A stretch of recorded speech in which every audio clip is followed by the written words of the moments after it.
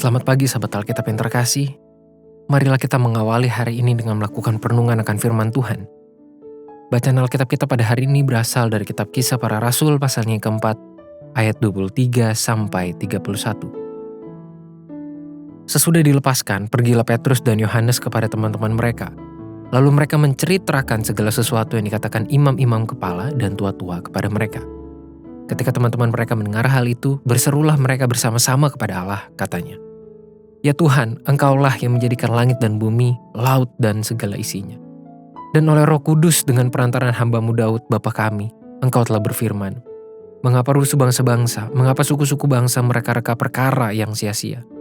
Raja-raja dunia bersiap-siap dan para pembesar berkumpul untuk melawan Tuhan dan yang diurapinya. Sebab sesungguhnya telah berkumpul di dalam kota ini Herodes dan Pontius Pilatus, beserta bangsa-bangsa dan suku-suku bangsa Israel melawan Yesus hamba-Mu yang kudus, yang Kau urapi, untuk melaksanakan segala sesuatu yang telah Kau tentukan dari semula oleh kuasa dan kehendak-Mu.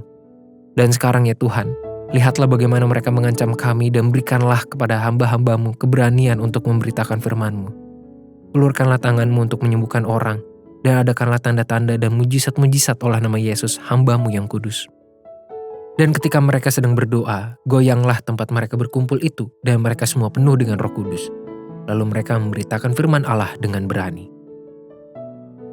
Sahabat Alkitab, melalui permenungan firman Tuhan pada hari ini, kita mendapatkan salah satu dampak dari persekutuan, yaitu saling menguatkan dan saling dikuatkan oleh kuasa Roh Kudus. Penyesahan, tekanan, dan ancaman yang dialami oleh Petrus serta Yohanes karena mempertahankan iman kepada Kristus telah menjadi sebuah permasalahan konkret, tidak hanya bagi kedua rasul itu, tetapi juga bagi seluruh jemaat di kota Yerusalem. Tentu saja, pengalaman tersebut bukan hal yang mudah untuk dihadapi. Mereka mengalami ketakutan dan kekhawatiran untuk menghidupi iman kepada Kristus di tengah lingkungan yang bersepakat untuk menyingkirkan Yesus. Namun pada tahap ini jugalah mereka mengalami ikatan persekutuan yang secara langsung mendapatkan curahan dari Roh Kudus. Setiap anggota jemaat pada waktu itu tidak menghadapi situasi hidup yang mencekam sendirian, melainkan mereka melaluinya sebagai sebuah komunitas yang solid di dalam Tuhan. Curahan Roh Kudus yang memenuhi persekutuan jemaat seperti yang tergambar pada ayat 31 merupakan hasil sekaligus indikator dari kualitas persekutuan yang sehat sebagai umat Tuhan. Kita pun dapat melihat perilaku solid yang mereka lakukan pada saat menghadapi ancaman, yakni mereka berdoa, berseru, dan berharap kepada Tuhan sebagai sebuah komunitas yang utuh di dalam Tuhan. Mereka tidak bergerak sendirian atau memikirkan keselamatan personal, melainkan saling melindungi dan mengharapkan pertolongan untuk keutuhan hidup bersama. Perilaku hidup bersekutu yang muncul pada perikop ini pun tidak hanya memberikan sebuah pembelajaran tentang kualitas persekutuan yang sehat sebagai umat Tuhan, tetapi juga dapat menjadi ajakan evaluasi terhadap kualitas hidup berkomunitas yang kita miliki.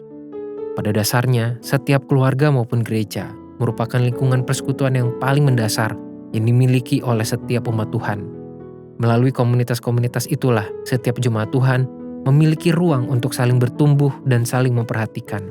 Di dalam ruang-ruang persekutuan itu pula, kita membentuk kebiasaan untuk saling mendoakan dan berpengharapan sebagai sebuah komunitas yang solid.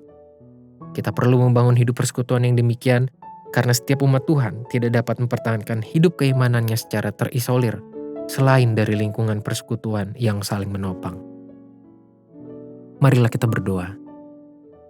Tuhan, kami berterima kasih untuk kehadiran orang-orang terkasih yang Tuhan berikan bagi kami, yang mungkin sampai detik ini belum kami sadari keberadaannya. Kami juga berterima kasih untuk kehidupan komunitas yang boleh kami miliki, ataupun ada di antara kami yang begitu merindukan mengalami sebuah kehidupan komunitas yang sehat yang saling mendukung. Tolonglah kami Tuhan untuk mendapatkan itu dan menciptakan itu dan menjaga keutuhan dan kesehatan hidup berkomunitas. Karena kami percaya bersama-sama sebagai umat Tuhan, Roh Kudus-Mu menjaga dan melindungi kami. Hanya di dalam nama Tuhan Yesus kami berdoa dan mohon. Amin.